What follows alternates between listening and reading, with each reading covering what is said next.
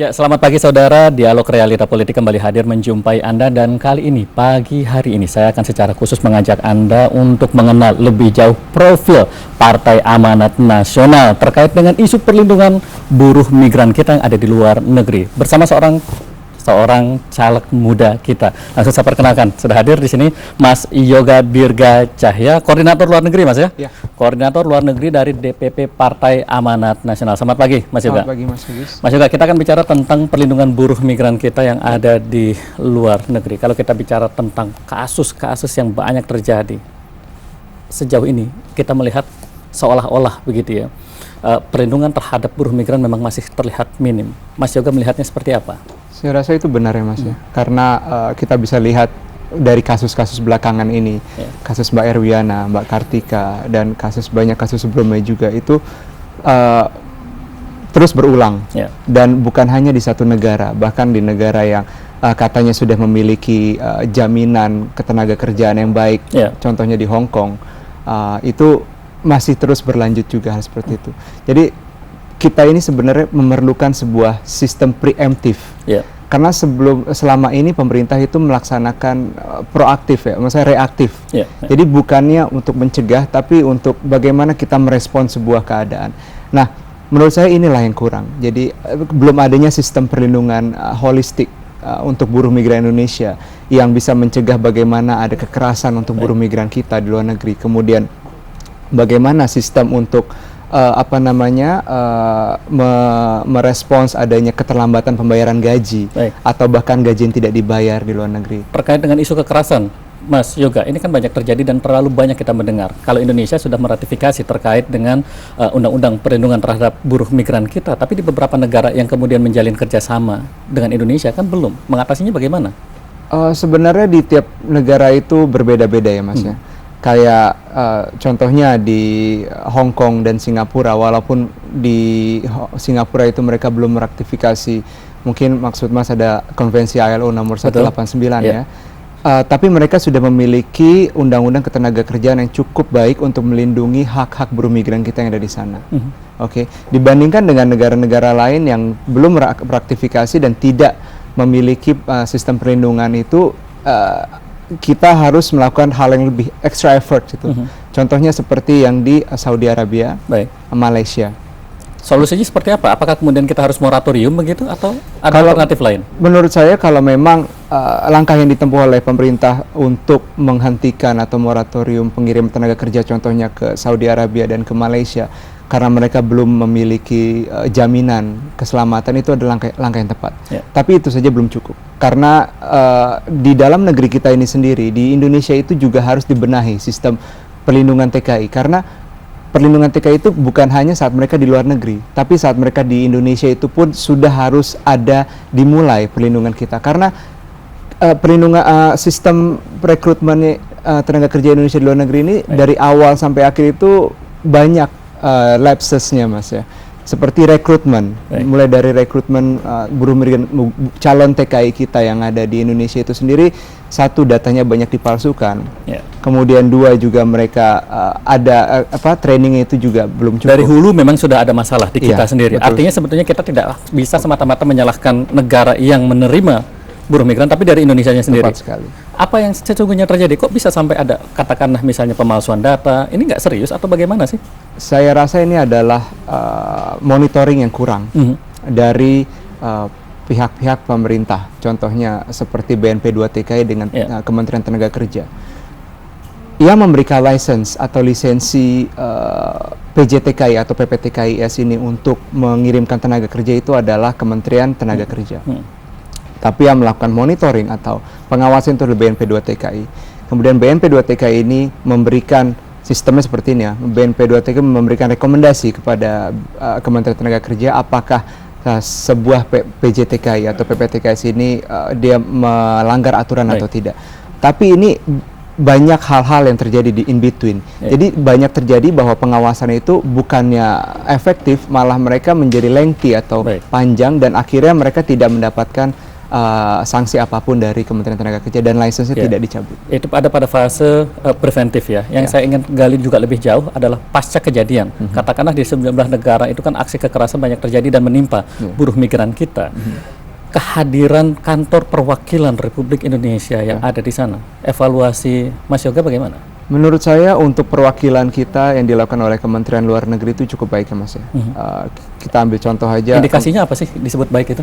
Indikasinya itu saat mereka menerima laporan, karena memang kalau kita menerima kasus laporan itu pasti kita akan refernya ke KJRI atau KBRI setempat ya. Bukan kita, mungkin pertama ke kantor polisinya, tapi at the end of the day kita harus lapor ke bapak kita, kantor kita yang ada di luar negeri, yaitu KBRI. Dan mereka biasanya saat kita hubungi mereka akan langsung mengirimkan petugas mereka untuk mengecek baik itu ke kantor polisi atau ke rumah sakit mengenai data-data buruh migran kita yang ada di sana yang mengalami kekerasan. Mas Yoga, dalam banyak kasus dan banyak kejadian eksekusi terjadi dan menimpa para sejumlah buruh migran kita, hukum mati misalnya. Tapi kemudian publik melihat seolah-olah upaya untuk memberikan perlindungan dari negara kepada mereka, padahal mereka juga bayar pajak kan Mas.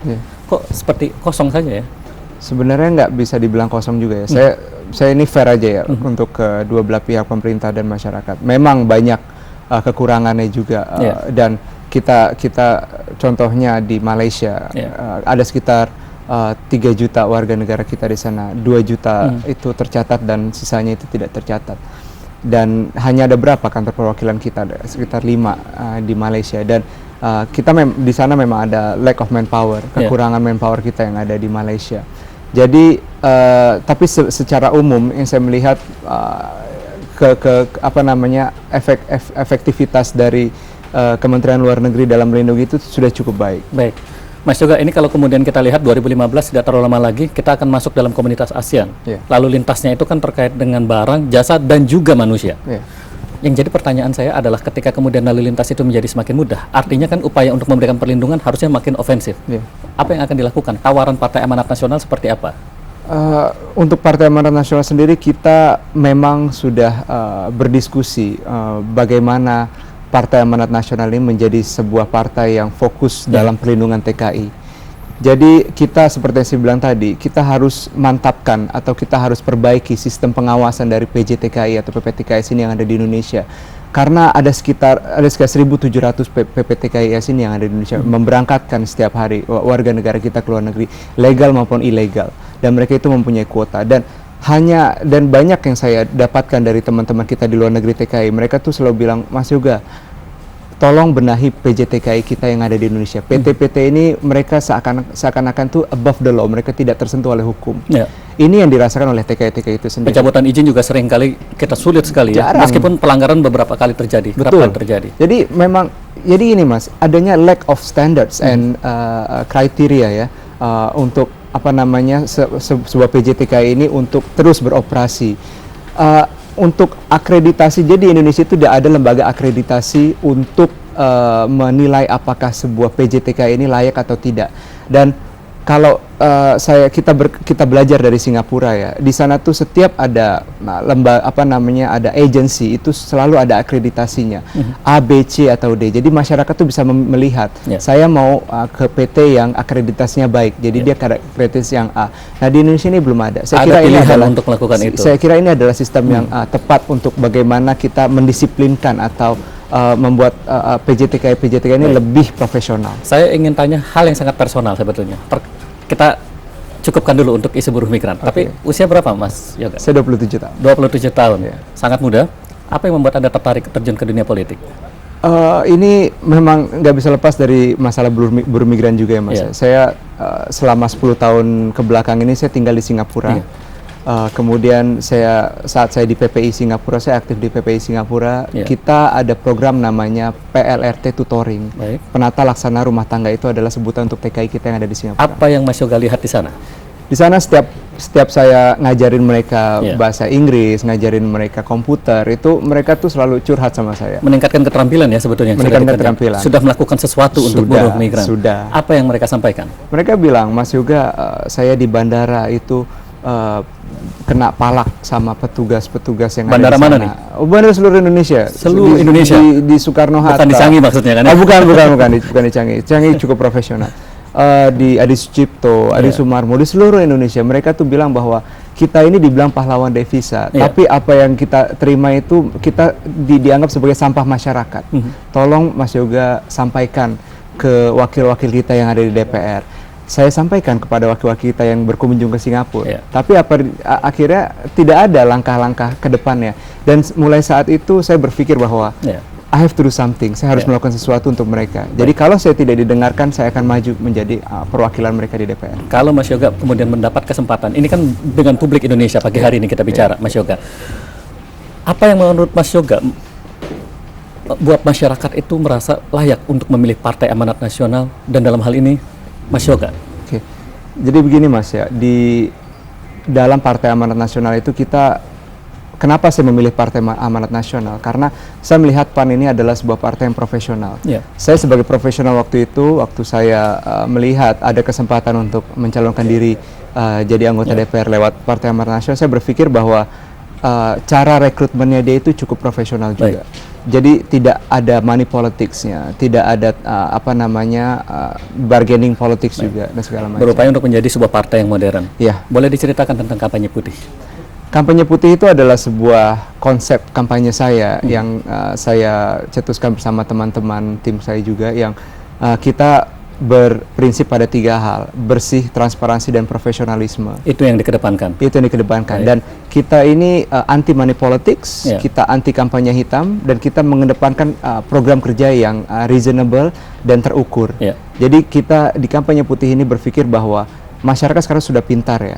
Masyarakat itu sudah tidak suka lagi dengan adanya kampanye hitam yang menjelek-jelekan caleg lain. Maka kita tidak pernah mengomentari caleg lain.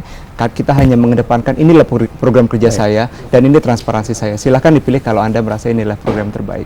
Kedepankan etik, jangan menebar fitnah. Betul. Mas Yoga, di menit terakhir saya ingin memberikan kesempatan kepada Mas Yoga untuk menyampaikan ajakan, himbauan kepada seluruh masyarakat Indonesia, lebih spesifik lagi barangkali, karena TVRI diterima juga di banyak negara di mana buruh migran kita berada. Mas Yoga, apa yang akan Mas Yoga sampaikan kepada mereka? Untuk masyarakat Indonesia yang ada di Indonesia, saya sampaikan mohon jangan melihat politik ini sebagai sesuatu yang kotor. Karena yang kotor itu adalah individu-individu yang ada di dalamnya dan memanfaatkan politik untuk sebagai sarana melakukan sesuatu yang tidak baik. Kalau kita ingin politik ini lebih bersih, terjunlah ke dalamnya. Jangan anti politik dan jangan sampai golput.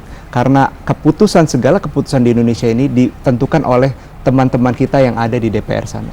Jadi kalau Anda merasa bahwa Indonesia ini perlu perbaikan, Anda harus memperbaiki itu sendiri. Jangan Anda menyalahkan orang lain. Untuk teman-teman yang ada di luar negeri, untuk khususnya buruh migran, saya berpesan kepada Anda bahwa cerdaslah dalam memilih.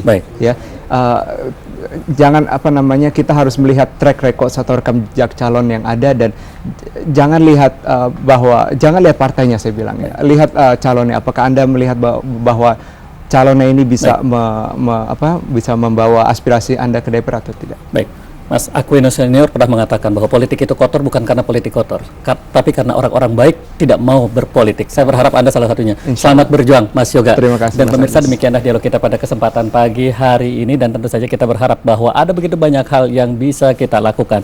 Memilihlah pada tanggal 9 April 2014, jangan golput, dan pilihlah pilihan yang terbaik untuk Anda. Dan kini kita ikuti rangkaian informasi selanjutnya.